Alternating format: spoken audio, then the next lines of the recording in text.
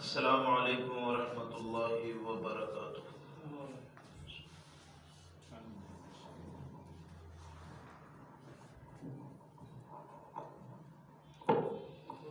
الحمد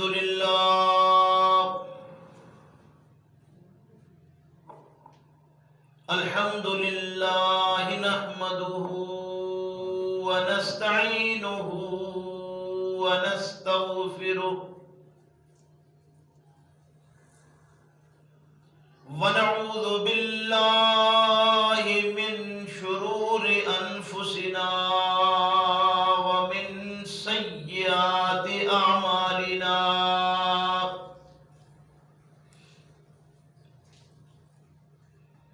من يهده الله فلا مضل له ومن يضلله فلا هادي له،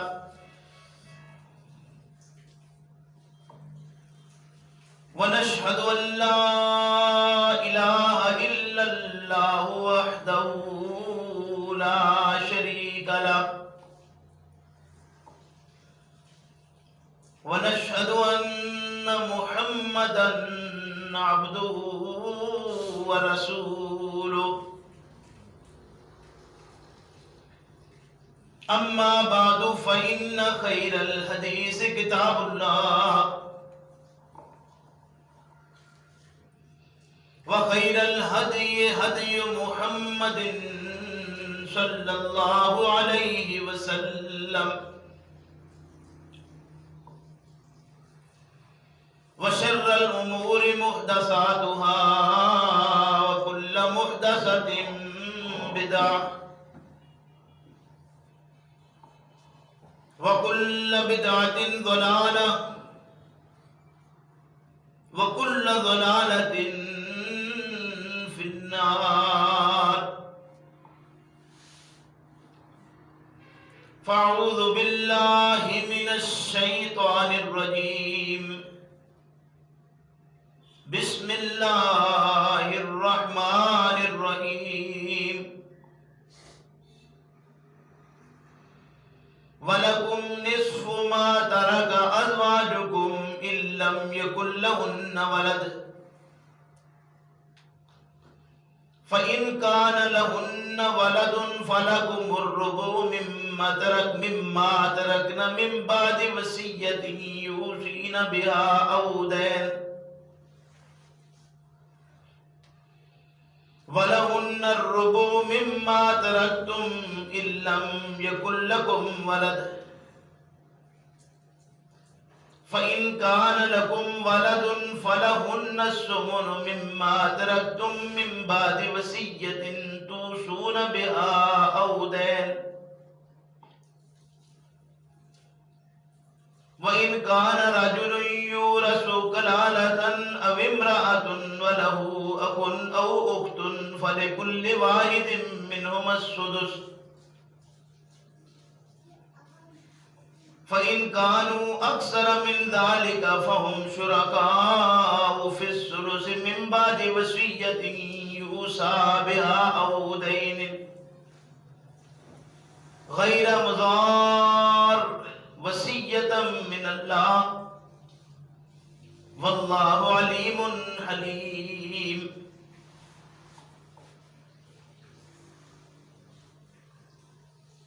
وَلَكُمْ، اور تمہارے لیے، نصف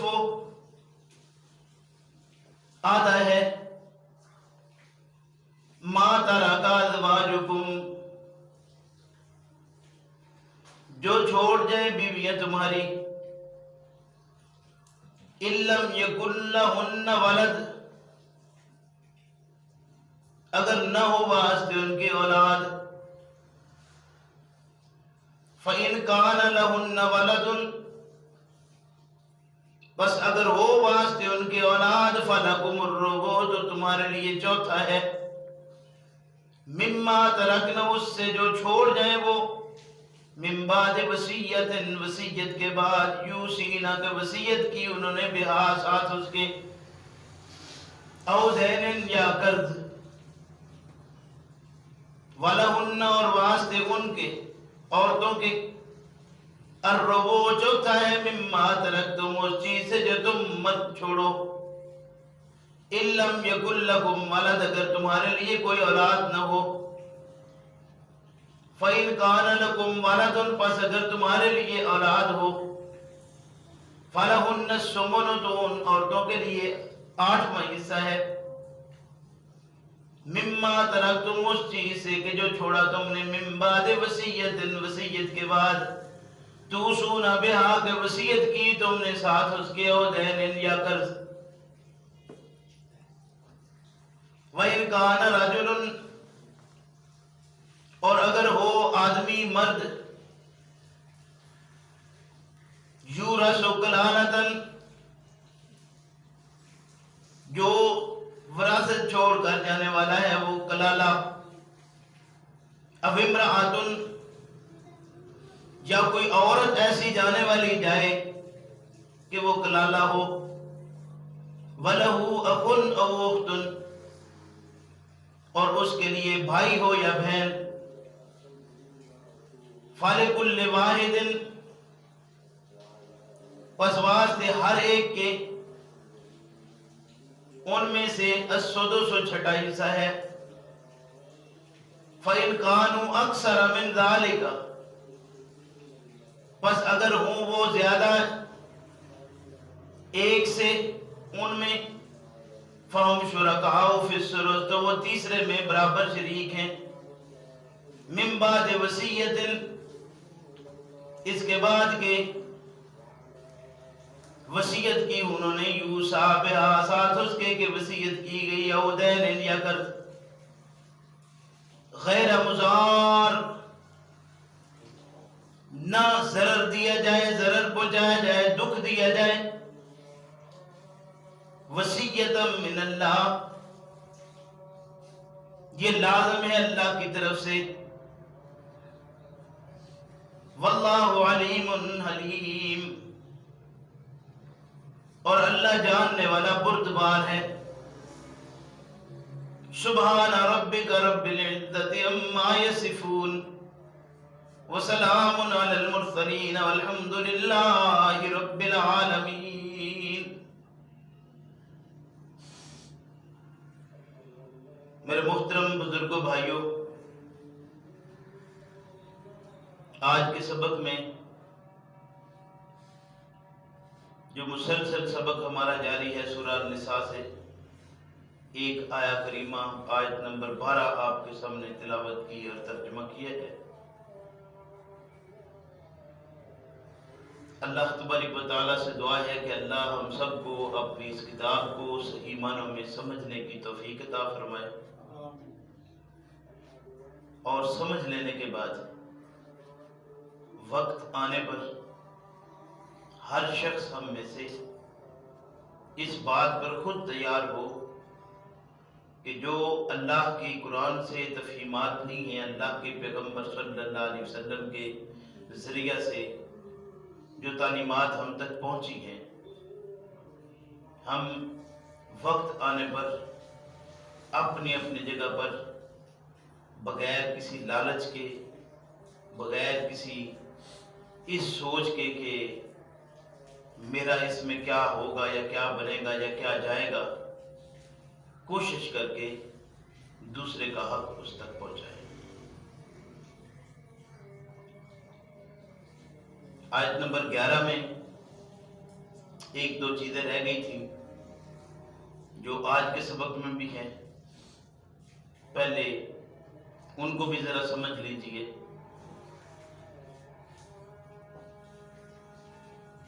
کہ یہ جو وراثت کی تقسیم ہے، اس میں وراثت کی تقسیم سے پہلے دو چیزیں ہیں جو اسلام نے بار بار ان کا ذکر کیا ہے، یعنی ایک ایک آیت کے اندر ایک ایک جگہ پر اس کا ذکر کیا گیا ہے۔ پیغمبر اسلام صلی اللہ علیہ وسلم کی جو تعلیمات ہیں ان میں بھی یہ بات موجود تھی کہ اگر آپ صلی اللہ علیہ وسلم کسی بات کی تاکید فرمانا چاہتے تو اسے ایک سے زیادہ بار دہرا دیتے، یعنی اس بات کا بار بار ذکر ہوتا۔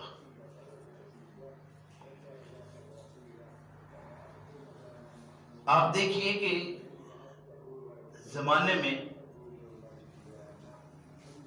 اللہ رب کریم کے ساتھ شرک کی اگر بات تھی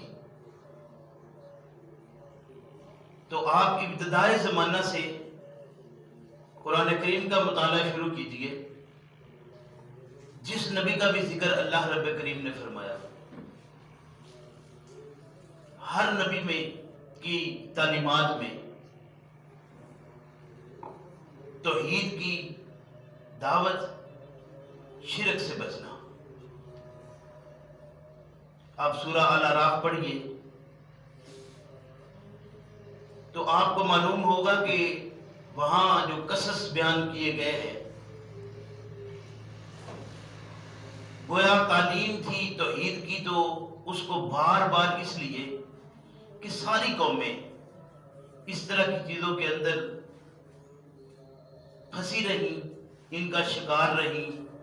ہر آنے والے نبی نے جو تعلیمات دیں وہ تعلیمات باقاعدہ طور پر توحید سے شروع کی۔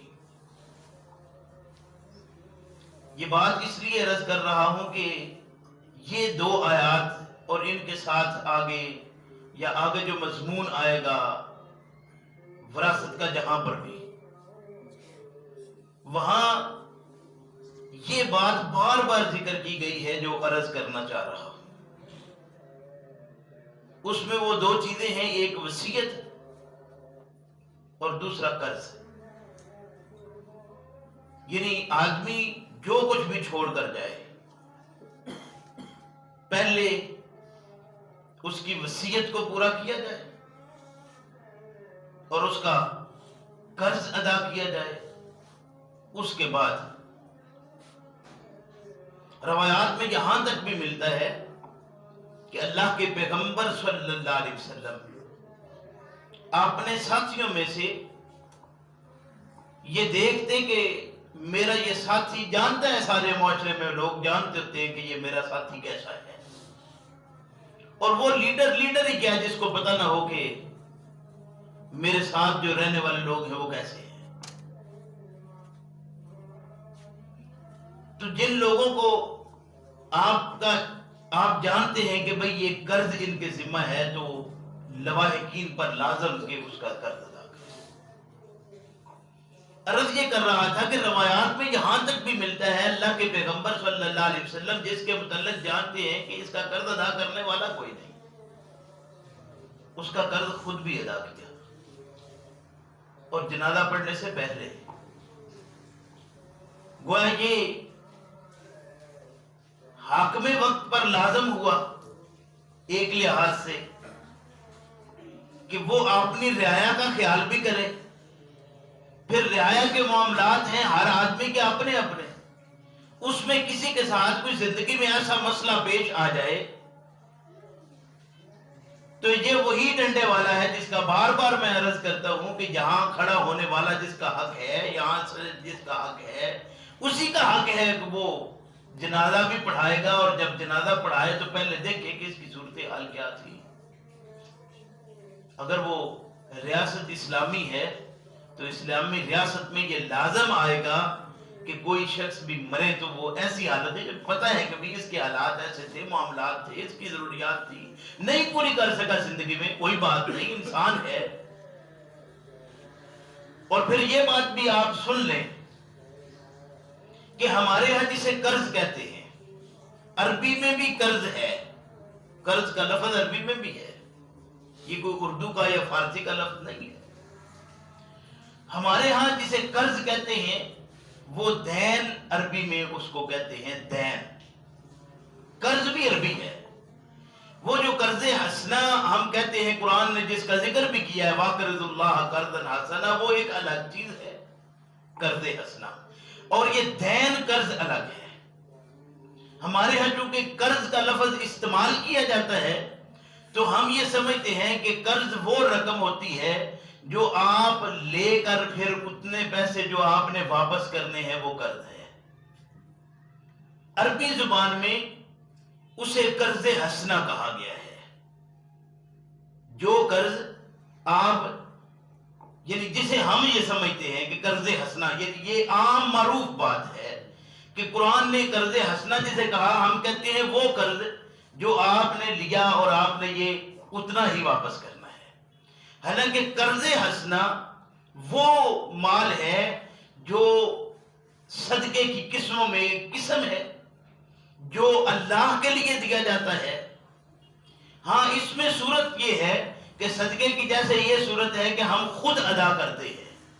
یہ وہ ہے کہ کسی کو ضرورت پیش آ گئی ہے اور آپ جانتے ہیں کہ یہ بندہ واپسی کے قابل نہیں، ضرورت بھی اس کی ہے، آپ دے بھی سکتے ہیں، تو اسے آپ مطالبہ پر دے دیں اور اس طرح دے دیں کہ اس کا واپسی اللہ رب کریم کے ذمہ ہے. آپ دینا اس شخص کو ہے، آپ کے علم میں ہے کہ یہ ضرورت مند بھی ہے، اس کی ضرورت پوری ہونا چاہیے، اور سفید پوش وہ ایسا ہے کہ وہ آپ سے قرض ویسے مانگتا نہیں کہ مجھے کچھ دو، آپ کے سامنے ہاتھ نہیں پھیلاتا کہ بھئی میری یہ ضرورت ہے پوری کرو، یہ میری ضرورت ہے، جائز ضرورت ہے. آپ جانتے ہیں وہ قرض کس ضمن میں آپ سے مانگتا ہے، اور آپ جانتے ہیں کہ یہ مال میں اس کو دے کر اس سے واپس مانگوں گا تو یہ دینے کے قابل نہیں. آپ نے دیا، وہ قرض حسنہ دے دیں. یعنی وہ قرض جو آپ نے اللہ سے واپسی لینی ہے، اس بندے سے واپسی آپ نے نہیں لینی. جس کو کہا گیا دین، یہ بھی ایک قرض ہے جو انسان ضروریات میں باوجود اس کے کہ اس کے ہاں ہر طرح کی سہولیات ہیں، ریل پیر ہے، اس کے باوجود ضرورت پڑنے پر انسان ایک دوسرے سے لیتا دیتا ہے.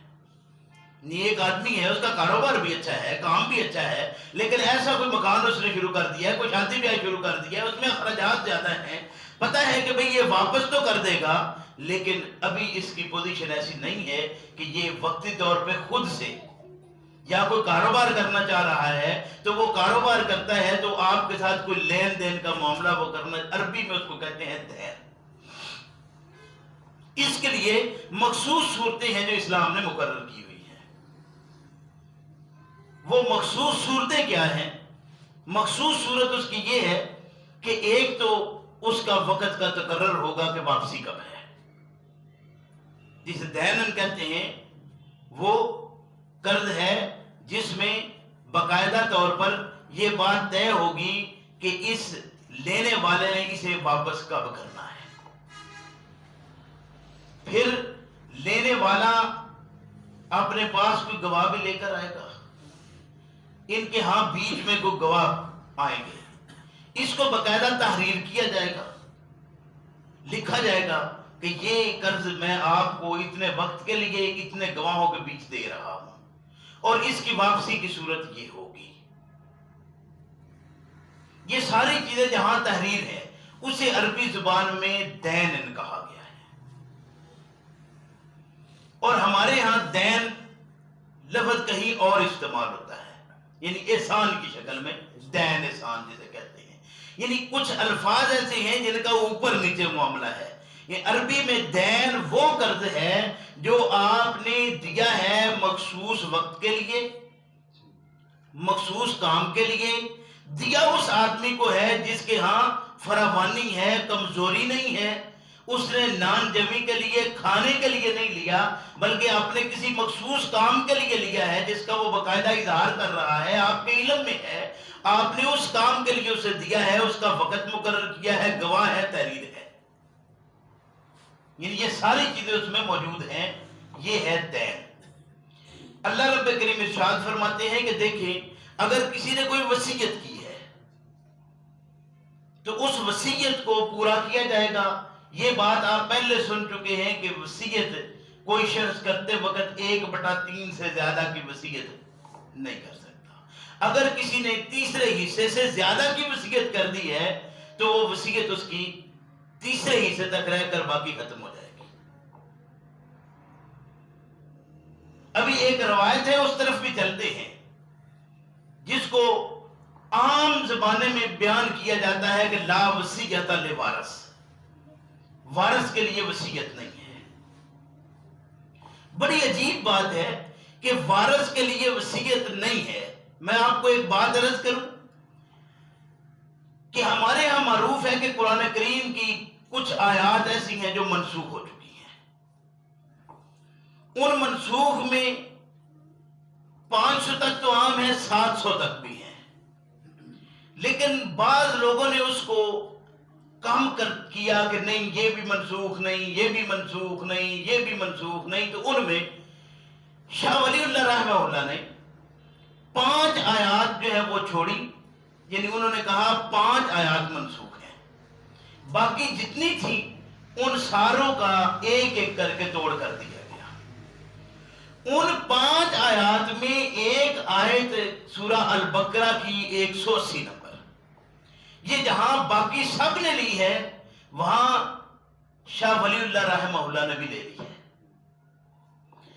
اور لی اسی وجہ سے ہے کہ لا وصیۃ لوارث، وارث کے لیے وصیت نہیں ہے. دلیل اس کی یہی بنائی ہے کہ چونکہ اب قرآن کریم کے اندر یہ باقاعدہ ان کے حصص مقرر ہو گئے ہیں، اس لیے جو وارث ہے اس کے لیے وصیت نہیں ہے. اس میں بڑی سمجھنے والی بات ہے. قرآن کریم نے اس 180 نمبر آیت کو جو شروع کیا ہے اس میں لکھا ہے کتب علیکم اذا حضر احدکم الموت. کوتبہ لکھا گیا، جیسے کتب علیکم الصیام، یعنی فرض چیز جو ہے، لازم چیز جو ہے جس میں کوئی کمی بیشی کی نہیں جا سکتی، وہ چیز ہے جسے کہا کوتبہ، یہ لکھ دیا گیا ہے، فرض ہے. اب یہ فرض ہے کیا؟ فرمایا کوتبہ علیکم، فرض ہے تم پر، اذا حضر احدکم الموت، جب تم میں سے کسی ایک کو موت آئے تو کیا کرنا ہے؟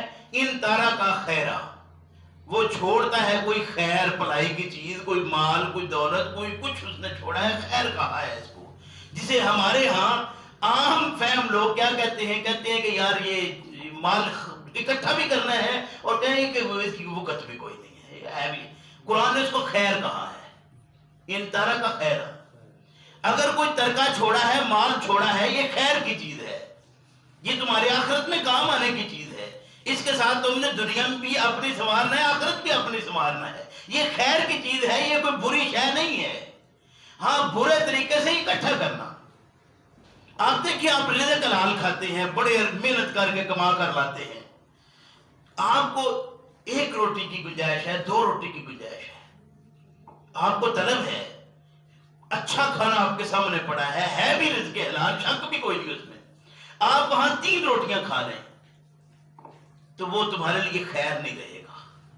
یعنی اس لیے وہ اکٹھا کیا ہوا سنبھال کر سارا رکھ لینا یہ ویسے صحیح نہیں ہے، لیکن خیر میں اگر کچھ رکھا ہوا اپنے پاس ہے، ان طرح کا خیرن، اگر تم نے اپنے پیچھے کوئی خیر کا مال چھوڑا ہے تو وصیت للوالدین، وصیت میں پہلا لفظ ہی والدین کا آیا ہے.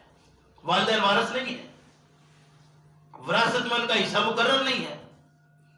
تو قرآن کی یہ آیت منسوخ کیسے ہو سکتی ہے جسے اللہ نے فرض کر دیا ہے؟ یعنی بات تھی اگر کوئی عام بات چلتے ہوئے کو ہوتی تو اس میں بھی بات سوچی جا سکتی تھی.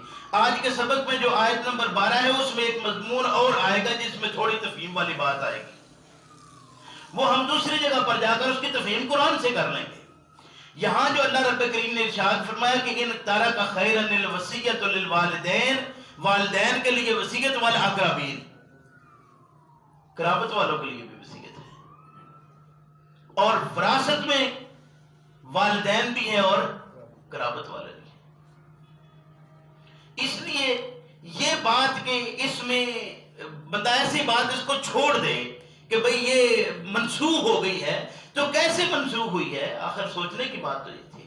اچھا آگے فرمایا بالمعروف، معروف طریقے سے وصیت کرنا ہے، حقاً علی المتقین، جو متقی ہے اس کے اوپر یہ لازم ہے، حق ہے اس کا. اللہ رب کریم اس کو لازم کہتے ہیں، فرض کہتے ہیں، ضروری شے کہتے ہیں، اور متقین کے لیے ضروری ہے. تو کوئی شخص خواہ وہ کتنا بڑا ہو، اس کا تقدس اپنی جگہ پر، اس کا احترام اپنی جگہ پر، ساری چیزیں اپنی جگہ پر، لیکن بہرحال اللہ کی کتاب کو ایک چیز کو ایسے بیچ میں سے چھوڑ دیا جائے تو کیسے ممکن ہے؟ اس لیے لا وصیت لوارث جو ہے، اس میں وارث کے لیے وصیت کہ آپ سارا مال اس کو چھوڑیے، یہ نہیں کہا کہ اس کے لیے وصیت کس طرح کی یہ نہیں کرنا جو، ہاں ان کے لیے اور وسائل ہیں وہ تو کرے نا بھئی. آپ ان کو تقسیم میں مشورہ دے سکتے ہیں تو وہ کیسے دیں گے؟ ظاہر وصیت کر دیں گے کہ ابا جی نے کہا تھا آپ اس طرح کر کے تقسیم کر لینا بہتر رہے گا، کیونکہ وہ بہتر جانتے ہیں کہ میں نے کون کون سی جگہ کس طریقے سے چھوڑی ہے. تو وہ اس میں اگر اس ایک دے، یہ وصیت ہے ان کی طرف سے تو اچھی بات ہے. یہ کوئی یعنی یہ ضروری نہیں کہ تیسرا حصے تک ہی ہو تو وہ ایک الگ چیز ہے. یعنی اس سے وصیت کٹتی نہیں ہے، وہ اپنے جگہ پر ہے. وصیت لازم ہے. اور یہاں بھی اللہ رب کریم نے فرمایا من بعد وصیت، وصیت کے بعد یوسی بہا، جو وصیت کی گئی ہو اس کے متعلق، او دین یا قرض کے بعد، ان دونوں چیزوں کے بعد وراثت تقسیم ہوگی. قرض کی ادائیگی بھی ہوگی اور وصیت کو بھی مد نظر رکھا جائے گا. اور اگر دوسری طرف دیکھا جائے تو ایک طرف ہمارا مسلک یہ کہتا ہے کہ ہم فلاں مسلک کے تحت یہ کام کر رہے ہیں کہ بھئی اس کے تحت ہم یہ وراثت تقسیم کریں گے. دوسری طرف اسی بات کو لے لیا جائے کہ اس کے نظریے، تو میں اپنی بات بیان کر رہا ہوں، اگر دوسرا آدمی کہتا ہے کہ اس سے پھر پوچھئے کہ اس میں آپ کا مسلک کیا کہتا ہے، کیا وہ اس وصیت کو تسلیم کرے گا جو کسی ایک بیٹے کے لیے یا ایک بیٹی کے لیے یا ایک خاندان کے کسی فرد کے لیے کر دی گئی ہو جو وارث بھی ہے. اب میں عرض کر رہا ہوں کہ جو 5 آیات صرف منسوخ تسلیم کرنے والے ہیں ان میں بھی یہ آیت ایک موجود ہے. اگر ایسی بات ان کے ہاں ہے تو یہ پھر میٹھا میٹھا ہپ ہپ والا کام ہے کہ کہیں کچھ بات ادھر سے پکڑ لی کچھ ادھر سے پکڑ لی. نہیں، ایسی بات صحیح نہیں ہے. اور ساری وصیت کا کر دینا یہ قرآن کے ہی خلاف ہے کہ آپ کسی چیز کو مکمل طور پر کسی وارث کے حق میں یا غیر وارث کے حق میں کر دیں تو یہ ویسے ہی جائز نہیں ہے. تیسرے حصے سے زیادہ وصیت کی نہیں جا سکتی. آج کے سبق میں اللہ ارشاد فرماتے ہیں وَلَكُمْ نِصْفٌ، تمہارے لیے آدھا ہے 1/2. یعنی مردوں کے لیے بیوی فوت ہو جائے تو نصف، آدھا. شرط کیا رکھی ہے؟ ما ترک ازواجکم ان لم یکن لہن ولد، اگر ان کے لیے اولاد نہ ہو. ایک عورت آپ کے نکاح میں ہے، وہ پہلے کسی اور کے نکاح میں تھی، اس کا خامد فوت ہوا یا اس نے طلاق دے دی تو آپ کے نکاح میں آ گئی. ایسا معاشرے میں ہو سکتا ہے. اس کی اولاد ضروری نہیں کہ آپ سے ہی ہو، پیچھے بھی کسی سے ہو سکتی ہے. اگر اس کی اولاد پیچھے کسی سے ہے، اس کا کوئی بیٹا بیٹی، کوئی پوتا پوتی، کوئی دوتا دوتی، کوئی آگے اس کی، کوئی آگے دوتی کے آگے، پوتی کے آگے، دوتے کے آگے، پوتے کے آگے کوئی اولاد اس کی ہو، اگر کوئی بھی اس کا آگے ہے کسی بھی شکل میں تو پھر نہیں. اگر کچھ بھی اس کا نہیں ہے، نہ آپ سے، نہ کہیں اور سے، نہ اس کے بیٹا بیٹی، نہ پوتا پوتی، نہ دوتا دوتی، نہ آگے نیچے نسل میں کوئی بھی. یہ بات میں پھر عرض کر رہا ہوں کہ یہ خاندان آگے یعنی بیٹا بیٹی اگر نہیں ہے تو پوتا پوتی بھی اسی ضمن میں آ جائے گا اگر ان کا ہے. تو ایسا بھی ہو سکتا ہے کہ زندگی میں اولاد فوت ہو گئی ہو، آگے بیٹا کے آگے بچے ہوں، بیٹی کے آگے بچے ہوں، تو وہ بھی اس میں برابر شامل ہو جائیں گے. یعنی یہ لازم ہے اس کا حصہ.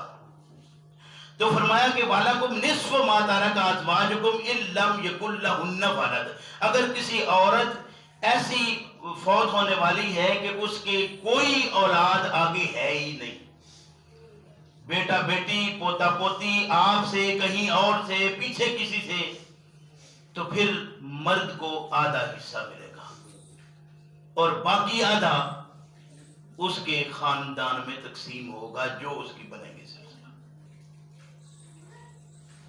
یعنی جو اس کے باقی کوئی خاندان والے سلسلے والے بن جائیں گے وہ ان کو جو ملے گا، لیکن مرد کو اس کا آدھا حصہ ملے گا. فَإِنْ كَانَ لَهُنَّ وَلَدٌ، اگر ان کے کوئی اولاد ہو، یعنی بیٹا بیٹی ہو، پوتا پوتی ہو، آپ کے علاوہ کہیں، اگر تو اس مرد سے ہو تو پھر تو سلسلہ ہی اور ہوگا نا. اس کا کہیں اور بھی اگر ہے، یعنی پیچھے چھوڑ آئی ہے بیٹا بیٹی، اب یہ فوت ہوئی، یعنی ایسا ممکن ہے کہ ایک آدمی نکاح میں عورت کو لیتا ہے، اس کے پاس بچے ہیں اس نے چھوڑے ہوئے. ایک تو یہ بات بھی ذہن میں رکھیے کہ چونکہ ابھی یہ مضمون جو چل رہا ہے وہ تھا ہی ایسا کہ نکاح ان عورتوں سے جو پہلے ان کے بچے ہوں، خامد ان کے فوت ہو گئے ہوں، آپ نے ان سے نکاح کیا ہو، نکاح ثانی، ثالث، رابع، دوسرا، تیسرا، چوتھا آپ نے نکاح کیا ہو. یہ بات بھی بیچ میں رکھنا ہے، اس کو چھوڑا نہیں جا سکتا. پیچھے مضمون میں پڑھا ہے ہم، اور یہ مضمون اس کا حصہ ہے. تو اس لیے وہ پیچھے اگر اس کے کوئی بچے ہیں وہ آپ کے پاس پرورش پا رہے ہیں یا کہیں اور ہیں، آپ نے نکاح میں لیا، نکاح میں لے کر آپ نے اپنی مرضی سے کچھ اس کو دے دیا، چاہے پورا خزانہ دے دیا، حق مار میں جو کچھ بھی اس کو دے دیا. اب وہ مری، وہ بچے نہ آپ کے پاس پرورش پا رہے ہیں نہ آپ کے پاس ہیں، لیکن ہیں اس کے بچے نہیں ہیں، اس کے پوتے پوتی ہیں، اس کے دوتے دوتی ہیں. تو پھر بھی وہ اپنا باقاعدہ حصہ اس میں سے لیں گے جس طرح حصہ تقسیم ہوتا ہے. اگر فرمایا کہ ان کے اولاد نہیں ہے تو تمہارا آدھا، اگر ان کے اولاد ہے تو پھر مرد کو چوتھا حصہ ملے گا. فَإِنْ كَانَ لَهُنَّ وَلَدٌ فَلَكُمُ الرُّبُعُ، تمہارے کے لیے مرد کے لیے پھر اس کے ترکے میں سے 1/4 حصہ ہوگا. مما ترکنا، اور باقی جو ہے وہ اس کی وراثت باقاعدہ تقسیم ہوگی جس طرح وراثت تقسیم ہونا چاہیے، چاہے اس کی اولاد کہیں اور ہو، چاہے مال آپ نے اس کو دیا ہو. لیکن اب یہ مری تو یہ مالک تھی، مالک مر گئی ہے تو جو حصہ اس کا ترکے میں چھوڑا ہے اس نے، اس کا 1/4 خاوند کی طرف جائے گا. اور یہی صرف نہیں ہے، اس کے علاوہ دوسری طرف بھی سوچ لیجیے. ایسا بھی ممکن ہے کہ آپ کے پاس کچھ نہیں تھا لیکن وہ عورت جس سے آپ نے نکاح کیا وہ پچھلے خاوند سے اس کا بے شمار مال ہو. ایسا بھی ممکن ہے، ہوتا ہے ایسے کہ پیچھے خاوند تھا، اس نے کوئی گھر چھوڑ دیا، کوٹھی چھوڑ دی، کوئی مطلب اس کا کوئی بزنس تھا چھوڑ دیا. اب وہ ظاہر ہے مالک ہے اس کی، تو آپ چوتھے حصے کے مالک ہوئے، باقی اس کے اپنے بچے آپ کے اس کے ادھر ہیں یا آپ کی طرف سے ہیں، دونوں باتیں ہیں. اگر آپ کی طرف سے ہیں پھر بھی حصہ ان کو برابر تقسیم، اور اگر پیچھے کو چھوڑ کے آئی ہے، اگر پیچھے بھی ہیں آپ سے بھی ہیں تو سارے مل کر اس میں حصے دار ہو جائیں گے. جس طرح ترتیب سے ہر لڑکے کو لڑکی سے 2 گنا، یعنی ہر 2 لڑکیوں کے برابر ایک لڑکے کو ملتا جائے گا. یہ ترتیب اپنی جگہ پر بحال رہے گی. فرمایا من بعد وصیت یوصین بہا او دین، یہ ترکہ تقسیم ہوگا وصیت کے بعد اور قرض کے بعد. وصیت دیکھی جائے گی، قرض دیکھا جائے گا، اس کی ادائیگی ہوگی تو اس کے بعد اس کو تقسیم کیا جائے گا. وَلَهُنَّ الرُّبُعُ مِمَّا تَرَكْنَا، اور ان عورتوں کے لیے چوتھا حصہ ہے اگر مما ترکتم، جو تم چھوڑ جاؤ، یعنی مرد چھوڑے. مرد بھی ایسا ہو سکتا ہے چھوڑنے والا کہ وہ بے اولاد ہے، عورت کی اولاد ہے، مرد کی اس سے بھی نہیں ہوئی، پہلے کچھ شادی تھی اس میں بھی نہیں ہوئی. ایسا ممکن ہے مرد ایسا فوت ہو گیا کہ اس مرد کی اپنی کوئی اولاد نہیں ہے، اس بیوی سے یا کسی اور بیوی سے، یا بیویاں ایک سے زیادہ ہیں تو ان میں سے کسی سے بھی نہیں ہے. کسی ایک کی بیوی کی اولاد ہے تو اس نے نکاح کر لیا، پہلے ایک نکاح اس نے کیا تھا، اس کی اولاد اس میں نہیں ہوئی، دوسری اولاد والی کے ساتھ اس نے نکاح کیا لیکن اس سے بھی اس کی اپنی اولاد کوئی نہیں ہوئی. تو پھر کیا ہے، وَلَهُنَّ الرُّبُعُ، ان عورت کے لیے یا عورتوں کے لیے چوتھا حصہ. مما ترکتم، جو تم نے چھوڑا، ان لم یکن لکم ولد، اگر تمہارے لیے کوئی اولاد، بیٹا بیٹی، پوتا پوتی، دوتا دوتی، آگے ان میں سے نواسے کا کوئی بچہ، نواسی کا کوئی بچہ، پوتے کا کوئی بچہ، پوتی کا کوئی بچہ نہیں ہے، تو پھر کیا ہے کہ اس مرد کے لیے کی جو وراثت تقسیم ہوگی اس میں سے عورت ایک ہے یا زیادہ ہیں، 1/4 حصہ ان کا ہو گیا. فَإِنْ كَانَ لَكُمْ وَلَدٌ، اگر اولاد موجود ہو، وَلَدٌ فَلَهُنَّ الثُّمُنُ، تو اس عورت کو یا ان عورتوں کو جو اس کی بیویاں ہیں 8واں حصہ ملے گا. مما ترکتم، جو تم نے چھوڑا، من بعد وصیت، وصیت کے بعد، توصون بہا، کہ تم نے اس کے متعلق کوئی وصیت کی ہو، او دین یا قرض. اب دیکھیے یہ ہر جملے کے بعد یہ جملہ آ رہا ہے، توصون بہا، توصون بہا، توصین بہا، یعنی ہر جملہ اس کے میں یہ بات لازم رکھی. لیکن کیسے افسوس کی بات ہے کہ اسے ایک اس روایت سے منسوخ ہی کر دیا کہ یہ اب وصیت والا معاملہ ختم ہی ہو گیا ہے. یار یہ کیسے ممکن ہے؟ وصیت اپنی جگہ موجود ہے، وصیت کو کرنا چاہیے، لیکن کسی ایک کے حق میں اگر یہ دیکھیں پیچھے ہم پڑھ آئے ہیں، اللہ رب کریم نے ارشاد فرمایا کہ دیکھو تم نہیں جانتے آباؤکم وابناؤکم لا تدرون ایہم اقرب لکم نفعا، تم نہیں جانتے کہ تمہارے لیے نفع مند کون ہے، اس لیے کسی ایک کے حق میں چکاؤ، اس طرح کر لینا یہ ویسے ہی صحیح نہیں ہے.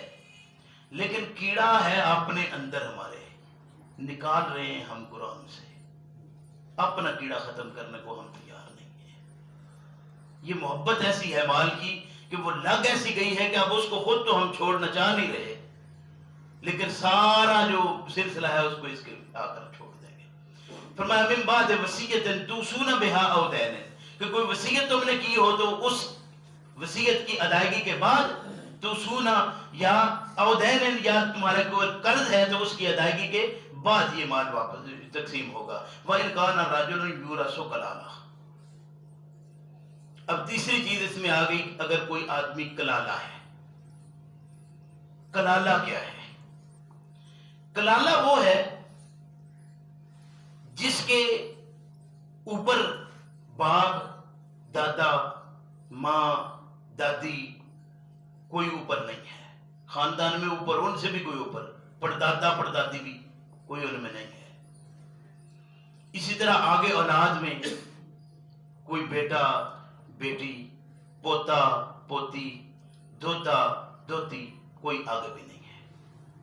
یعنی ایک ایسا آدمی وفات پا گیا ہے کہ اس کے اوپر بھی کوئی نہیں، نیچے بھی، اس میں. اور پھر وَإِنْ كَانَ رَجُلٌ يُورَثُ كَلَالَةً أَفِامْرَأَةٌ، ایسا مرد ہے یا عورت، وَلَهُ أَخٌ أَوْ أُخْتٌ، تو اس کے لیے بھائی ہو یا بہن ہو، وَلَهُ أَخٌ أَوْ أُخْتٌ فَلِكُلِّ وَاحِدٍ مِّنْهُمَا السُّدُسُ، تو ایک ان میں سے کوئی ہو، بھائی ہو یا بہن، تو اس بھائی کو اگر ایک ہے تو چھٹا حصہ، اگر بہن ہے تو اس کو بھی چھٹا حصہ. اب یہ جو بھائی اور بہن کی بات ہے یہاں تھوڑی سی فہم والی بات ہے. یہ کلالہ دو جگہ پر بیان ہوا قرآن میں. کلالہ کا ذکر جو ہے وہ یعنی ایک سے زیادہ جگہ کہیں اور بھی آ جائے، چلو دو جگہ اس وقت اس لیے کہہ رہا ہوں کہ اس سورہ مبارکہ کے اندر سورہ نساء میں دو جگہ، آخری آیت جو سورہ نساء کی ہے وہ بھی کلالہ کے متعلق ہے. اس میں اور اس کے مضمون میں فرق ہے، دونوں مضامین میں فرق ہے، اس لیے اس بات کو ذرا مزید تفہیم کرنا ہے. اگر تھوڑا عقل، فکر، شعور کو سامنے رکھیں گے، کتاب و سنت سامنے رکھ کر، اپنی عقل حاضر رکھ کر دیکھیں گے تو یہ بات واضح ہو جائے گی کہ دونوں میں جو فرق ہے وہ کیا ہے. بہن بھائی دو طرح سے ہیں، ایک وہ ہیں جو ماں سے ہیں باپ سے نہیں، ایک وہ ہیں جو باپ سے بھی ہیں، اور ایک وہ ہیں جو صرف باپ سے ہیں، مائیں الگ ہیں. تو یہ بات یاد رکھیے کہ باپ ایک ہو، مائیں زیادہ ہوں یعنی مختلف سے بھی ہوں تو ترکہ ایک جیسا تقسیم ہے، اس میں تبدیلی نہیں. اس لیے وہاں جو دوسرا کلالے کے متعلق پوچھا گیا، جو اس میں بات رہ گئی، وہ وہاں سوال ہوا تو بتا دیا گیا، یعنی یہ بات وہاں پر واضح ہو گئی. آپ سورہ النساء کی آخری آیت گھر جا کر ایک دفعہ دیکھ لیجئے گا. یہاں اللہ رب کریم ارشاد فرماتے ہیں کہ ایسا بھائی جو ماں کی طرف سے ہے، یا ایسی بہن جو ماں کی طرف سے ہے، جنہیں ہمارے ہاں اخیافی کہتے ہیں، ماں باپ کی طرف سے ہوں یا باپ کی طرف سے ہوں، انہیں اللاتی کہتے ہیں. اور وہ بہن بھائی جو صرف ماں سے ہوں انہیں اخیافی کہتے ہیں. یہ اخیافی بہن بھائی کی بات ہے کہ اگر ایک بھائی ہے یا ایک بہن ہے تو وہ چھٹا حصہ لیں گے. باقی کا 5/6 ظاہر ہے ایک کلالہ ہے, اس کا کوئی اور خاندان میں ہے نہیں, یعنی خاندان سے مراد اوپر اور نیچے. تو جو اس کا ترکہ باقی بچے گا وہ یا تو ان کے اندر تقسیم ہوگا جو اس کے چچا آزاد تایا آزاد کوئی آگے کوئی سلسلہ اگر ہے تو وہاں چلا جائے گا. اس کی پھر بعد میں چیزیں جو ہے بتائی جائیں گی کہ کون کون سے رشتے بعد میں آتے ہیں جو قریب آئیں گے. لیکن اگر وہ ایسا بندہ فوت ہوا ہے کہ اس کے کلالہ ہے, یہ خاندان میں بھی ایسا کوئی سلسلہ اور نہیں ہے, کوئی ایسا فوت ہو گیا ہے, تو یا تو پھر واپس انہی کی طرف لوٹے گا جو ان کے بہن بھائی بھی, یا یہ حکومت لے جائے گی اور یہ فیصلہ بھی حکومت خود اپنا کر لے گی کہ اس باقی ترکے کا کس طرف اس کو لے کر جانا پڑے گا, وہ کہاں جائے گا. اور یہ بات فرمایا کہ وَإِنْ كَانَ رَجُلٌ يُورَثُ كَلَالَةً أَوْ امْرَأَةٌ وَلَهُ أَخٌ أَوْ أُخْتٌ فَلِكُلِّ وَاحِدٍ مِّنْهُمَا السُّدُسُ, ہر ایک کو ان میں سے چھٹا حصہ.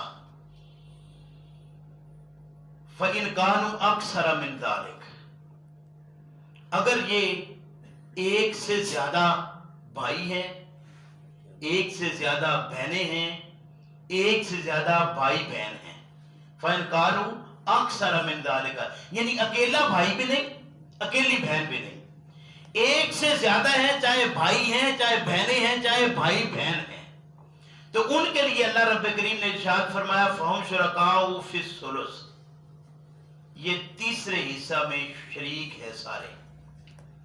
یعنی 1/3 حصہ ان کا نکال کر 2/3 کا وہی طریقہ کار ہوگا جو پہلے عرض کیے ہیں. 1/3 حصہ جو ہے یہ ان میں تقسیم ہوگا جو ایک سے زیادہ ہیں چاہے وہ جتنے بھی ہیں. یہ بہن بھائی کون سے ہیں؟ یہ وہ ہیں جو ماں سے ہیں, کلالہ کی ماں سے ہیں, باپ سے نہیں. کلالہ سے اگر باپ سے ہوں گے تو وہ سلسلہ الگ ہو جائے گا. اس کے متعلق اللہ رب کریم نے ارشاد فرمایا کہ اگر ایسا ہے کہ ان کا باپ ایک ہے یا ماں باپ دونوں ہی ایک ہیں, ایسا آدمی فوت ہو گیا کہ جس کا اپنے والدین بھی نہیں ہیں, اولاد بھی نہیں ہے, والدین کے والدین بھی نہیں ہیں اور اولاد کے اولاد بھی نہیں ہے, یعنی اولاد تھی اب نہیں رہی, اب آگے ان کی اولاد ہے. اگر ایسا بھی نہیں کہ آگے بھی کوئی اولاد نہیں, یعنی ان کے نیچے بھی کوئی نہیں اوپر بھی کوئی نہیں, اور والدین میں سے اولاد ہے, یعنی ماں باپ دونوں میں سے یا باپ سے, یہ میں پھر عرض کر رہا ہوں کہ باپ سے یا ماں باپ سے اولاد جو ہوتی ہے وہ ایک ہی سلسلے میں رہتی ہے, کیونکہ ان کا نسب ایک ہے, سلسلہ ایک ہے, ان کی تقسیم ایک جیسی ہوگی. ان کا ماں باپ ایک جیسا ہو, ایک ہی ہو, یا ان کا باپ ایک ہو, مائیں چاہے الگ ہوں, تو اب ان کی جو تقسیم ہے اس کے متعلق اللہ رب کریم نے ارشاد فرمایا کہ اس میں ایسی تقسیم ہوگی کہ اگر ایک بہن ہوگی تو وہ آدھا حصہ لے جائے گی, بہن ہوگی تو آدھا حصہ, اور اگر بھائی ہوگا تو پورا سارا ادھر تقسیم ہو جائے گا. باپ نہیں, ماں نہیں, بیٹا نہیں, بیٹی نہیں, باپ کا باپ ماں نہیں, ماں کا ماں باپ نہیں, اپنی اولاد کی آگے اولاد نہیں, تو پھر وہ ترکہ کہاں جائے گا؟ اس آدمی کی جو وراثت ہے وہ اس کی اگر بہن ہے تو 1/2, اگر اکیلی بہن ہے تو, اور اگر اکیلا بھائی ہے تو وہ سارے کا وارث بن جائے گا. یہ قرآن کریم نے بتا دیا. اکیلا بھائی پورے کا وارث, بہن ہوگی تو وہ سارے کی وارث نہیں, وہ آدھے کی. فرمایا کہ اگر ایک بھائی ہو تو مکمل وارث ہوگا, اور اگر 2 بہنیں ہوں, ایسا بھی ممکن ہے کہ بہنیں 2 ہو جائیں, بھائی کوئی نہیں, بہنیں 2 ہوں گی تو وہ 2/3 میں, اور 2 سے مراد 2 یا 2 سے زیادہ. اگر بہنیں 2 یا 2 سے زیادہ ہوں گی تو وہ ترکہ, یعنی بھائی بھی کوئی نہیں, اوپر والدین میں بھی کوئی نہیں, نیچے اولاد میں بھی کوئی نہیں, تو اس کی جو تقسیم ہے اس میں اگر ایک بہن ہے تو وہ 1/2 حصہ لے جائے گی, اگر دو بہنیں یا دو سے زیادہ بہنیں ہیں، یعنی ایک اکیلا بھائی تھا وہ فوت ہو گیا، یا ایک بہن تھی جو ان کی فوت ہو گئی، تو باقی ایک سے زیادہ بہنیں باقی ہیں، یعنی دو ہیں، تین ہیں، تو وہ 2/3 دیں گی. اور اگر اکیلا بھائی ہے تو وہ سارے کا مالک ہوگا.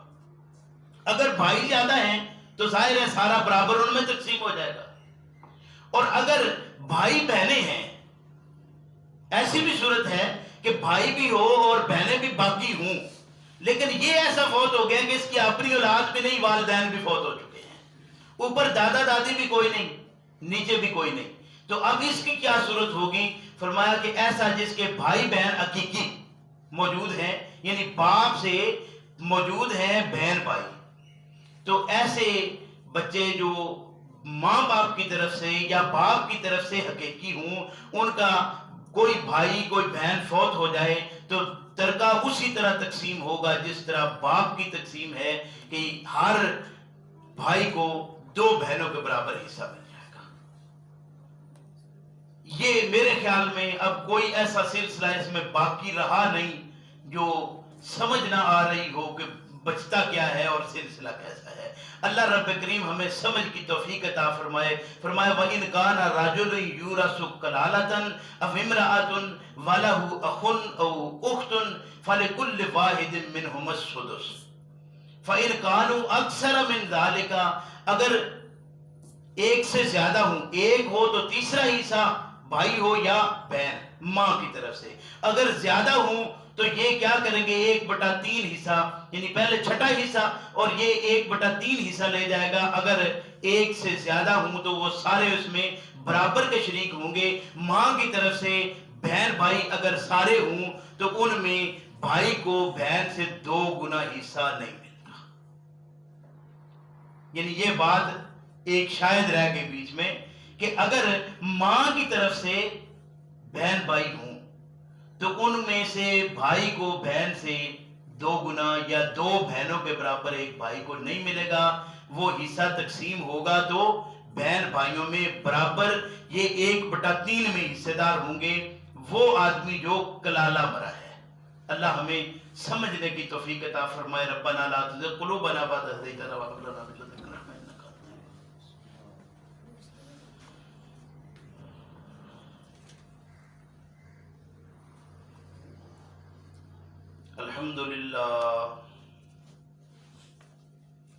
الحمد لله نحمده ونستعينه ونستغفره ونعوذ بالله من شرور أنفسنا ومن سيئات أعمالنا. من يهده الله فلا مضل له ومن يضلله فلا هادي له. ونشهد أن لا إله إلا الله وحده لا شريك له. ونشهد أن محمدا عبده ورسوله. أما بعد فإن خير الحديث كتاب الله وخير الهدي هدي محمد صلى الله عليه وسلم وشر الأمور محدثاتها وكل محدثة بدعة وكل بدعة ضلالة وكل ضلالة في النار. فأعوذ بالله من الشيطان الرجيم. بسم الله الرحمن الرحيم. وإن كان رجل يورث كلالة أو امرأة وله أخ أو أخت فلكل واحد منهما السدس فإن كانوا أكثر من ذلك فهم شركاء في الثلث من بعد وصية يوصى بها أو دين غير مضار وصية من الله والله عليم حليم. میرے محترم بزرگوں بھائیوں، وصیت کا بیان تفصیلی آپ سن چکے ہیں. کوئی بات اگر رہ گئی ہو تو انشاءاللہ کسی کا کوئی معاملہ ایسا درپیش ہو تو اس کے لیے میں بعد میں بھی انشاءاللہ حاضر ہوں۔ ویسے ہر انسان اگر اپنے طور پر یہ کوشش کرے کہ میں اپنا خود احساء کروں تو وہ زیادہ بہتر ہے۔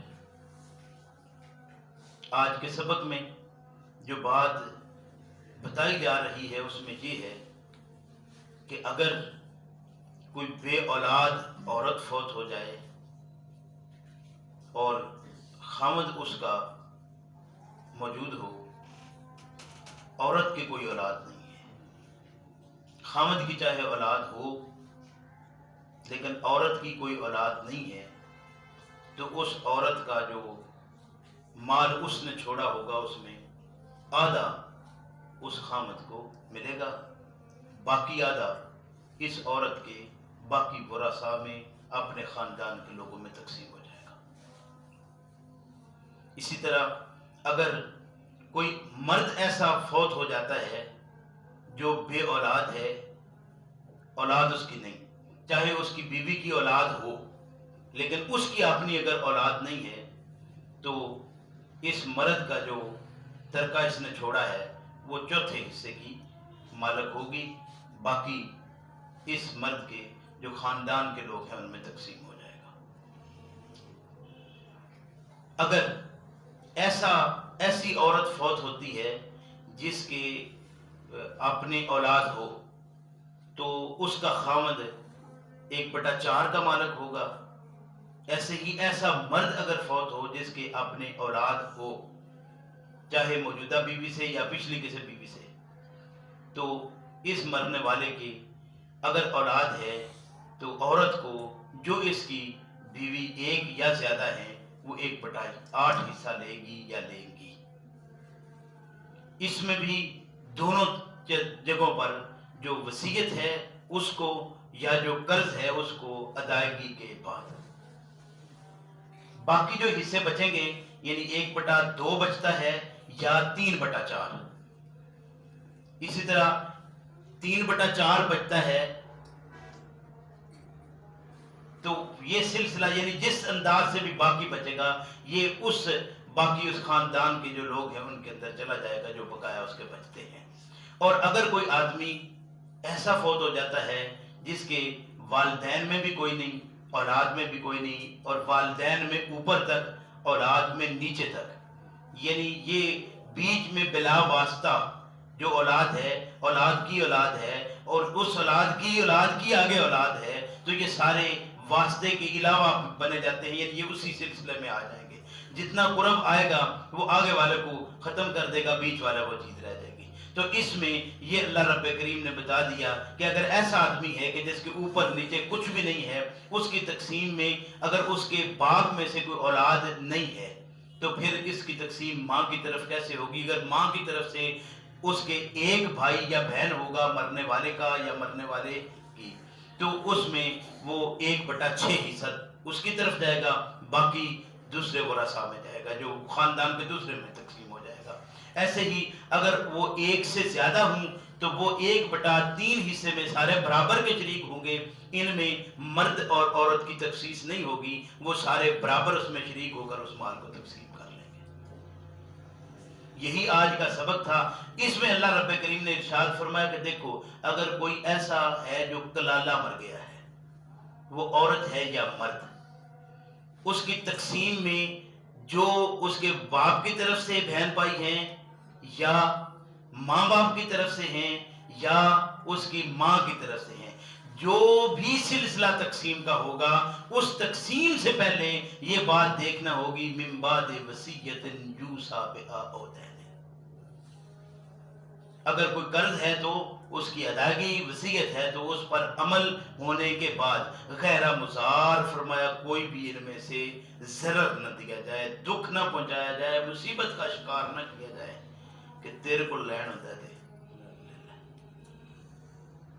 غیر مضار کوئی شخص بھی ان میں سے دکھ نہ دیا جائے، تکلیف میں مبتلا نہ کیا جائے، بلکہ بغیر ضرر کے جو جس کا بنتا ہے اس تک پہنچا دیا غیر مضار وصیت من اللہ، فرمایا یہ اللہ کی طرف سے لازم چیز ہے، یہ ایسی چیز ہے کہ اس میں آپ جب یہ رکوع شروع ہوا تھا یوصیکم اللہ، اور یہ آیت ختم ہو رہی ہے وصیت من اللہ، یہ اللہ کی طرف سے فرض ہے، لازم ہے، ضروری ہے، ایک ایسی بات ہے کہ اس میں کوئی تبدیلی ترمیم ممکن نہیں ہے۔